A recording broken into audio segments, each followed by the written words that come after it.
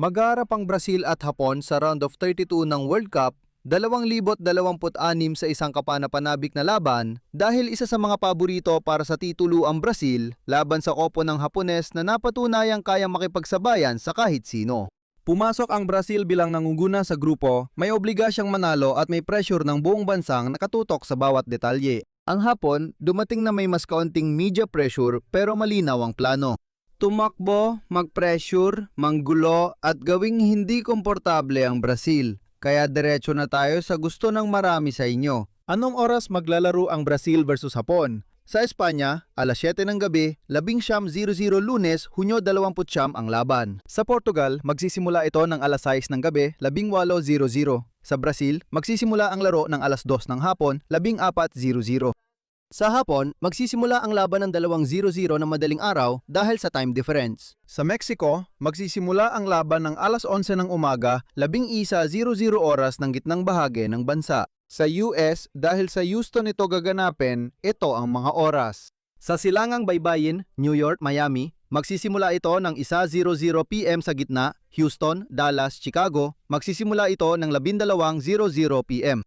Sa Mountain Zone gaya ng Denver, magsisimula ito ng 11:00 AM sa kanlurang baybayin tulad ng Los Angeles, San Francisco o Seattle, mapapanood ito mula 10:00 AM. Sa Canada, Toronto at Montreal, mararanasan nila ito mula 1:00 PM, Winnipeg mula 12:00 PM, Calgary at Edmonton mula 11:00 AM, Vancouver mula 10:00 AM. Sa Colombia, Peru at Ecuador, magsisimula ang laro ng 12:00 PM. Sa Venezuela, Bolivia, Paraguay at Chile, magsisimula ito ng 1:00 ng hapon, 13:00. Sa Argentina, Uruguay at Brazil, ito ay alas 2 ng hapon, 14:00.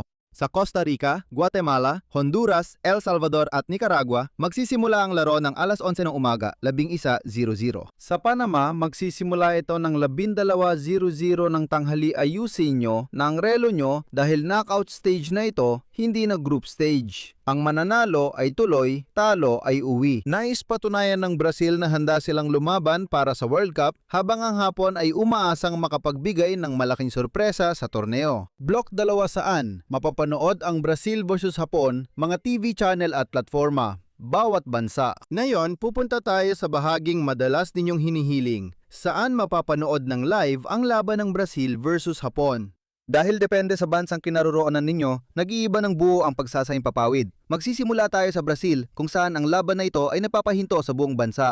Ang laban ay mapapanood ng libre sa TV Globo, bukod pa sa Sport TV para sa kabel at Cafe TV para sa streaming. Sa Hapon, mapapanood ang laban sa pamamagitan ng NHK, TV Asahi at sa mga opisyal na plataporma na may karapatan para sa World Cup. Sa Espanya, ang laban ay mapapanood sa laisa ng Telebisyon Espanyola ng libre. Bukod pa rito, pwede rin itong mapanood sa RTVE Play gamit ang kahit anong device. Kasama rin ang DAF Mundial na may buong coverage ng torneo. Sa Portugal, ipapalabas ito sa Sport TV.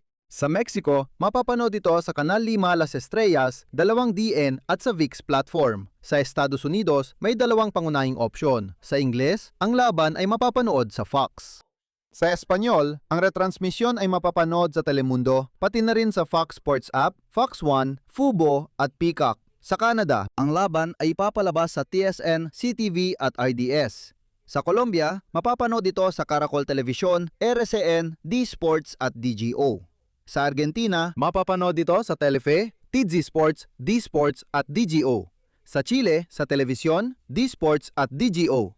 Sa Peru, sa America Televisión, D-Sports at DGO. Sa Ecuador, sa Teleamazonas, D-Sports at DGO. Sa Venezuela, sa Televen, D-Sports at DGO. Sa Bolivia, sa Red 1, Unitel, D-Sports at DGO. Sa Paraguay, sa Tigo Sports, D-Sports at DGO. Sa Uruguay, ang pangunahing pagpipilian ay D-Sports at DGO, bukod pa sa mga pambansang operator na may karapatan. At kung sinusundan mo kami mula sa gitnang Amerika, tandaan mo ito. Sa Costa Rica, sa Teletica, sa Guatemala, sa Chapin TV, sa El Salvador, sa TCS, sa Honduras, sa Televicentro, sa Nicaragua, sa Kanal 10 at sa Panama. Sa RPC TV at TVN, kaya alam nyo na, Brazil laban sa Hapon, round of 16.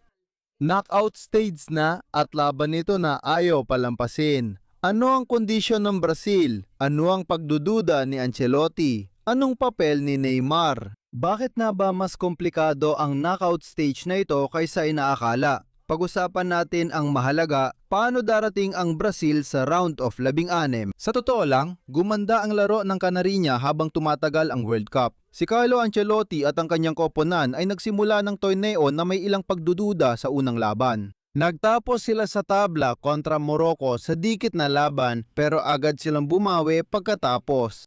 Tinalo ng Brazil ang Haiti at nakuha ang liderato ng grupo matapos ang isang kumbinsidong panalo kontra Alemanya. Isang laban ay pinamalas nila ang pinakamagandang laro mula simula ng torneo.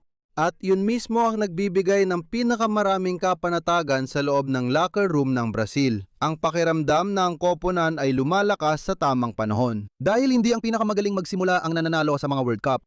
Ang nananalo sa knockout stage ay yung pinakamagaling. Mukhang nahanap na ng Brazil ang balanse na matagal hinahanap ni Ancelotti.